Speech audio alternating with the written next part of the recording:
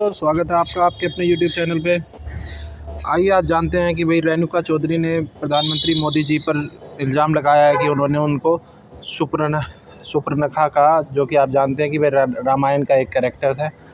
और ये जो थी सुपर्णखा, ये थी रावण की बहन, और ये जो है शादी करना चाहती थी राम और लक्ष्मण जी से। तो चलिए पहले सुन लेते हैं जी प्रधानमंत्री मोदी जी ने कहा क्या था। प्रार्थना है, रेणुका जी को कुछ मत कीजिए। रामायण सीरियल के बाद ऐसी हंसी सुनने का आज सौभाग्य मिला है। प्रार्थना है रेणु। तो मैं इसमें बता देना चाहता हूँ कि भाई पहले इसकी भूमिका क्या थी कि मोदी जी भाषण दे रहे थे और उसने अट्टहास लगा के एकदम हा हा हा हा हा करके रेणुका चौधरी जी हंसी थी। तो उस पर उनको उपसभापति ने, नहीं शायद सभापति जी थे, उन्होंने बोला कि भाई क्या दिक्कत है, मतलब अगर आपको दिक्कत है तो आप डॉक्टर के यहाँ जा सकती हैं।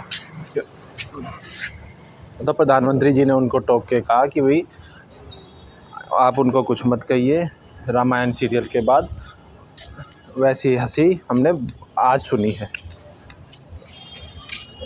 तो कुल मिला के ये चीज़ें थी। अब आइए देख लेते हैं। तो इतना तो हो गया कि उन्होंने कोई पर्टिकुलर ये नहीं कहा था कि सुपर्णखा, हाँ उन्होंने ये कहा था कि हंसी। अब रामायण में आपने देखा होगा जो राक्षस होते हैं या राक्षसी होती है वो हमेशा हंसते ही है। आप अगर इंडियन में यहाँ पे आपने सीरियल देखा होगा तो आप जानते होंगे। कुछ मत कीजिए। अब हम देखते हैं कि भाई लोगों ने इस पे क्या कमेंट दिए हैं। तो देखिए ये जो है एक रूपा मुरलीधर ये हैं, इन्होंने कहा ji mister Venkaiah Naidu had ask you what was wrong with you admonish and, बस वही कुल मिला के जो मैंने बताया है वही आप इसने भी कहा है। उन्होंने कहा कि भाई यहाँ पे दो इशू हैं। He did not call you Surpanakha, बिल्कुल सही कहा इन्होंने, और आपने मान लिया कि आप मतलब आपको सुपर्णखा कहा गया। और तो कांग्रेस पार्टी ने भी कहा कि भाई प्रधानमंत्री मोदी जी ने सुपर्णखा कहा है।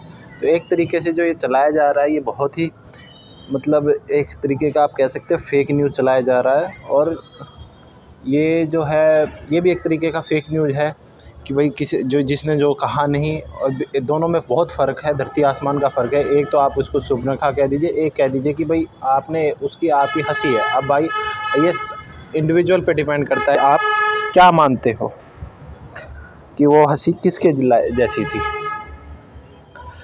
दूसरा क्या है, you can not file A case for a statement made in the assembly और पार्लियामेंट। तो ये भी एक बहुत ही नॉलेजेबल चीज़ है कि भाई सभी को पता होना चाहिए कि कोई भी लीडर जब पार्लियामेंट के फ्लोर पे कहा था कुछ भी कहेगा तो उसके लिए उसको मतलब वो चीज़ जो है जुडिशरी उसमें हस्तक्षेप मतलब उसके वो हस्तक्षेप नहीं कर सकती, एक तरीके से उसको जज नहीं कर सकती, कोर्ट में उसको चैलेंज नहीं किया जा सकता।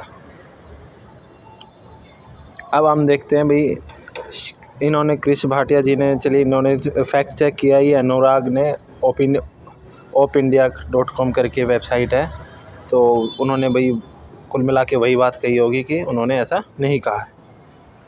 फिर यहाँ पे फ्रिंज इन्होंने कहा है कि भाई you said your laughter reminded him of Ramayan serial and you can opt to file a defamation suit but what will court do if you choose yourself to be referred as Surpanakha. भाई वहाँ पे अगर challenge किया भी जाता है, एक तो पहले चैलेंज हो नहीं सकता, पर कहीं पे भी अगर कुछ बात भी पहुँचती है तो वही लोग पूछेंगे कि आपने उसको सुपर्णखा से ही तुलना क्यों की। क्या केवल सुपर्णखा ही पूरे रामायण में हंसी है? तो जिसने भाई रामायण आप सभी ने देखी भी होगी, और जो कोरोना हुआ था उसमें भी हम लोगों ने दोबारा रामायण देखी। तो उसमें जो है आप लोग देख सकते हैं कि भाई क्या पूरे रामायण में एक सुपर्णखा ही हंसी है या कोई और भी हंसी है। She has been a parliamentarian and yet does not know the simple fact maybe she know that. तो उन्होंने कहा, हाँ उन्होंने मोदी जी को मेगालोमैनिक भी कहा है। हालांकि उन्होंने जो आप देखिएगा तो इन्होंने जो स्पेलिंग लिखी है मेगालोमैनिक की ये गलत लिखी है। तो इन्होंने मोदी जी को मेगालोमैनिक कहा है, जिससे कि इसका कि मतलब होता है कि भाई